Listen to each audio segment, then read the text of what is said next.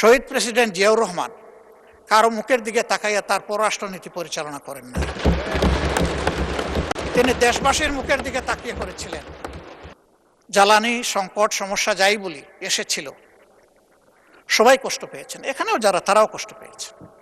তবে আমাদের চাইতে সাধারণ নাগরিকরা অনেক বেশি কষ্ট ভোগ করেছেন। আমরা এই বিষয়ে একটা অর্থবহ আলোচনা করেছি।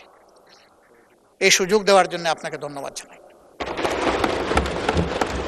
এই আলোচনার পরে যখন কমিটি হলো, সম্মানিত চিফ হুইপ বলেছেন, এই কমিটি হওয়ার পরে আমরা দেখি যে রাস্তার সেই কষ্ট দূর হয়ে গেছে অনেকটাই। কেন মাননীয় স্পিকার? দেশবাসী বিশ্বাস করতে শুরু করেছে যে একই বিষয়কে সরকারি দল এবং বিরোধী দল সিরিয়াসলি নিয়েছে, তারা এটা অ্যাড্রেস করবে, আমাদের সমস্যার সমাধান হবে। এই আস্থার জায়গাটা ফিরে আসার কারণে সমাধানের পথ খুলে গেছে। আমরা দোয়া করি যে এই যুদ্ধ এখনো অব্যাহত রয়েছে, তার পরিসমাপ্তি হোক। এই যুদ্ধ গোটা বিশ্বকে নাড়িয়ে দিয়েছে। আমরা আগেই বলেছি এই সংকট এই সরকারের তৈরি নয়, এটা global issue, global problem, crisis. আমরা এই জায়গায় দেখতে পাচ্ছি যে আমাদের পররাষ্ট্রনীতিতে আমরা অতীতের যে নিয়ম ছিল, শহীদ প্রেসিডেন্ট জিয়াউর রহমান কারো মুখের দিকে তাকাইয়া তার পররাষ্ট্রনীতি পরিচালনা করেন না। তিনি দেশবাসীর মুখের দিকে তাকিয়ে করেছিলেন। এখন এই জায়গা থেকে আমরা কেন সেই আওয়াজটা একইভাবে দিতে পারলাম না? আমাদের একটি বন্ধু রাষ্ট্র কেন আক্ষেপ করে বলে যে আমাদের চরম কষ্টের সময়ে আমরা বাংলাদেশকে পাশে পেলাম না? কেন এই কথা বল? Will be in a justified runner. আমাদের রেস হবে জাস্টিফিকেশনের উপর। যেই মজলুম হবে, সে আমার প্রতিবেশী কিংবা দূরবর্তী যেই হোক, তার প্রতি আমাদের সমর্থন থাকবে। আর যেই জুলুম করবে, তার জুলুমেরও আমরা প্রতিবাদ করব আমাদের ভাষায়, আমরা যে ভাষাটা বুঝি, কারো শেখানো দেওয়া ভাষায় না। নির্বাচনী ইশতেহারে আমরা যেমন বলেছি, বিএনপিও তেমন বলেছে যে আমাদের পররাষ্ট্রনীতি হবে স্বাধীন পররাষ্ট্র, সবার আগে বাংলাদেশ। আমরা সেই জায়গাটা দেখতে চাই। আমরা কাউকে বরাবর বলে এসেছি আমাদের সীমাহীন বন্ধুর প্রয়োজন আছে, কিন্তু একজন প্রভুর দরকার নাই আমাদের। আমরা সেই জায়গাটাই দেখতে চাই। মর্যাদার সাথে মাথা উঁচু করে সমতা, ন্যায্যতা এবং মিউচুয়াল রেসপেক্টের ভিত্তিতে পরিচালিত হবে আমাদের পররাষ্ট্রনীতি। এই জায়গাটা নিশ্চিত করুক সরকার। আমরা এটাই সরকারের কাছে প্রত্যাশা করি। আমাদেরকে বলা হয় মাঝে মাঝে, আমাদের ট্রেজারি বেঞ্চের বন্ধুরা বলেন যে এমন কোনো কাজ আপনারা করবেন না যে কারণে আবার পতিত ফ্যাসিস্টটা ফিরে আসে।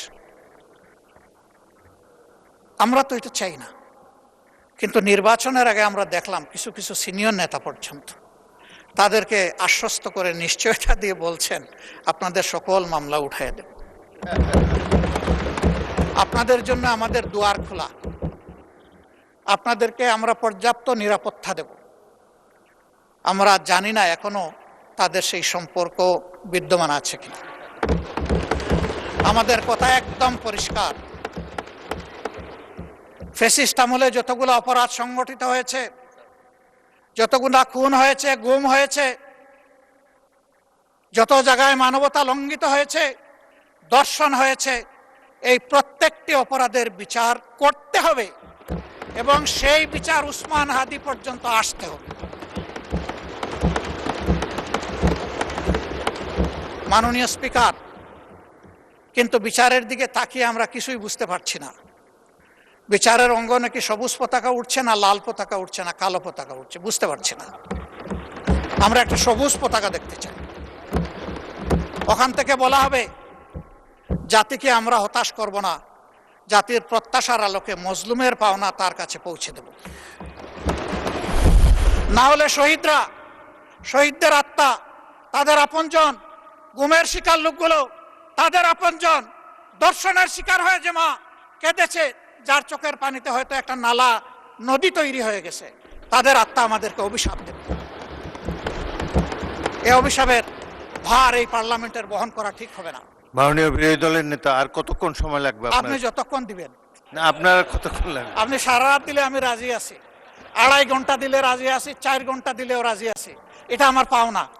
আপনি বলবেন সবাই পাইছে আধা ঘন্টা 20 মিনিট, আপনি একটা যৌক্তিক সময় নিন। আমি একটা যুক্তি দিয়ে যৌক্তিক সময় নিচ্ছি। যখন কার্য উপদেষ্টা কমিটির বৈঠকে 42 ঘন্টা সময় নির্ধারণ করা হয়েছিল এটার জন্য, তখন আমি বলেছিলাম যে এটা 50 ঘন্টা করেন। এইটা নিয়ে আমাকে 2বার খুঁটা দিয়েছেন আমার সম্মানিত একজন সংসদ সদস্য এবং তার সূত্র ধরে আরো কয়েকজন। খুঁটাটাই যখন খাইলাম মাননীয় স্পিকার, তখন পুরা সময়টাকে আমার পাওনা নয়, কথা চান। সেই দিক থেকে আপনি বিবেচনা করেছেন, আপনাকে ধন্যবাদ মাননীয় স্পিকার। তা আমি এত চাইবো না, 4 ঘন্টাও চাইবো না, কমপক্ষে 2.5 ঘন্টাও চাইবো না, আমি শেষ করে দিচ্ছি। আমি সেই দিকে আগাচ্ছি।